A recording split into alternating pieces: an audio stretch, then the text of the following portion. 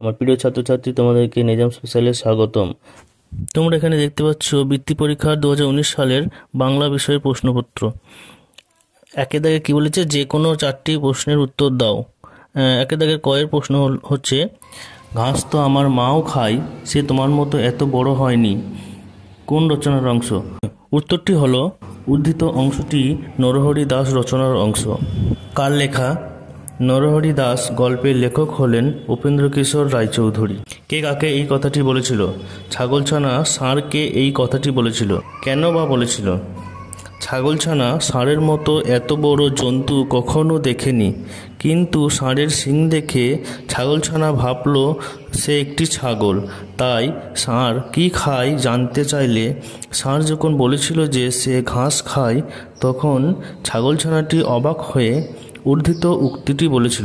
বক্তা কি উত্তর পেল? ছাগলছানা উত্তর পেল, ষাঁড়টি ছাগলছানার মায়ের চেয়ে ঢের ভালো ঘাস অনেক বেশি করে খায়। তারপর কি সিদ্ধান্ত হলো? তারপর সিদ্ধান্ত হলো ষাঁড় ছাগলছানাকে সেই ঘাস খেতে বনের মধ্যে নিয়ে যাবে। পরবর্তী প্রশ্ন, একের দাগের খ, সিংহের মামা আমি নরহরি দাস উদ্ধৃত কথাগুলি কোন গল্পের অংশ? উদ্ধৃত কথাগুলি নরহরি দাস গল্পের অংশ। লেখক কে? লেখক হলেন উপেন্দ্রকিশোর রায়চৌধুরী। নরহরি দাস আসলে কে? নরহরি দাস আসলে একটি বুদ্ধিমান ছাগলছানা। সে কাকে ভয় দেখাতে চেয়েছিল? সে শিয়ালকে ভয় দেখাতে চেয়েছিল। শেষ পর্যন্ত বাঘ ভয় পেয়ে পালিয়ে গেল কেন?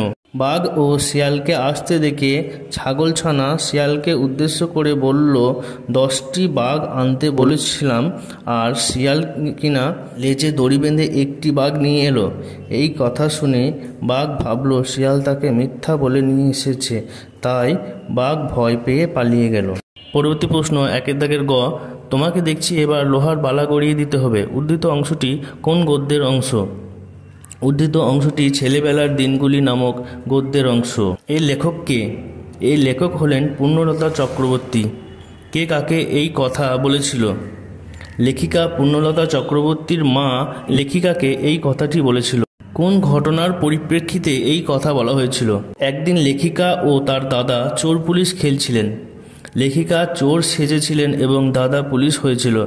লেখিকার সাবমুখ বালার একটি মুখ ফাঁক করে সেটিকে হাত করা বানিয়ে লেখিকাকে ধরে নিয়ে যাচ্ছিলেন। লেখিকা হঠাৎ এক ঝটকায় হাত ছাড়িয়ে নেওয়ার সময় তার নতুন সাবমুখ বালাটি ভেঙে 3 টুকরো হয়ে যায়। ভাঙা বালাটি লেখিকা তার মায়ের কাছে নিয়ে গেলে তিনি এই কথাটি বলেছিলেন। পরের প্রশ্ন, একের দাগের ঘ, লুসাই পাহাড়ের বিস্তার কতখানি জায়গা নিয়ে? লুসাই পাহাড়ের বিস্তার 650 থেকে 700 বর্গমাইল জায়গা নিয়ে। কেন পাহাড়কে ভয়ঙ্কর জায়গা বলা হয়েছে? লুসাই পাহাড়ের বনে মানুষের নামগন্ধ নেই, শুধু জানোয়ারের কিলিবিলি। বেলা 9টা-10টার আগে সেখানে সূর্য দেখা যায় না। এক এক জায়গায় এমনি ঘন বন যে আকাশ দেখা যায় না, তাই লুসাই পাহাড়কে ভয়ঙ্কর জায়গা বলা হয়েছে। কারা সেই পাহাড়ে গিয়েছিল? লেখক প্রমোদারঞ্জন রায়, বুড়ো লোসাই ও শ্যামলাল সহ প্রায় 60 জন লোক সেই পাহাড়ে গিয়েছিল। রাতে কোথায় তাঁবু খাটানো হয়েছিল? রাতে পাকোয়া নদীর ওপারে বন কেটে তাঁবু খাটানো হয়েছিল। ওই রাতে বুনো হাতিদের কিভাবে তাড়ানো হয়েছিল? নদীর এপারে তাঁবুর কাছে লেখকের হাতি 2টি বাঁধা ছিল। লুসাইরা শুকনো বাঁশের মশাল তৈরি করে লম্বা কাঁচা বাঁশের আগায় বেঁধে রেখেছিল। খুব বড় ধুনি জ্বালানো হয়েছিল আর পাহারার বন্দোবস্ত করা হয়েছিল। অন্ধকার হতেই হাতিগুলি এপারে আসার জন্য নদীতে নামতেই লেখকদের হাতি চিৎকার করতে লাগলো, আর তক্ষুনি লোকেরা প্রাণপণে মশাল ঘুরিয়ে বিকট চিৎকার করতে করতে ছুটে আসে। এতেই হাতিগুলি দৌড়ে ওপারের বনে ঢুকে পড়ে। এভাবে সারা রাত ধরে বুনো হাতি তাড়ানো হয়েছিল। ভিডিওটি ভালো লাগলে চ্যানেলটিকে সাবস্ক্রাইব করে ঘন্টাটি টিপে অল নোটিফিকেশনটি অন করে দাও, যাতে আমাদের পরবর্তী ভিডিওগুলি তোমরা সহজেই দেখতে পাও। পরবর্তী প্রশ্ন, একের দাগের ইয়, ভাত হয়ে গেলে মাটির কড়াইতে মাছের ঝোল রাঁধে। উদ্ধৃত অংশটি কোন গল্প থেকে নেওয়া হয়েছে? উদ্ধৃত অংশটি আমার মার বাপের বাড়ি গল্প থেকে নেওয়া হয়েছে। রাঁধার কাজটি কে করেছিল? রাঁধার কাজটি করেছিল নৌকার মাঝিরা। কি চালের ভাত হলো? লাল লাল মোটা চালের ভাত হলো। কোথা থেকে মাছ কেনা হয়েছিল? পথে আসার সময় জেলেডিঙ্গা থেকে মাছ কেনা হয়েছিল।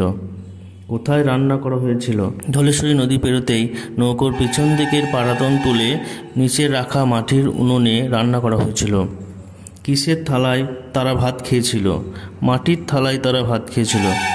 খাওয়ার পর কি কি জিনিস ধুয়ে তারা কোথায় রেখেছিল?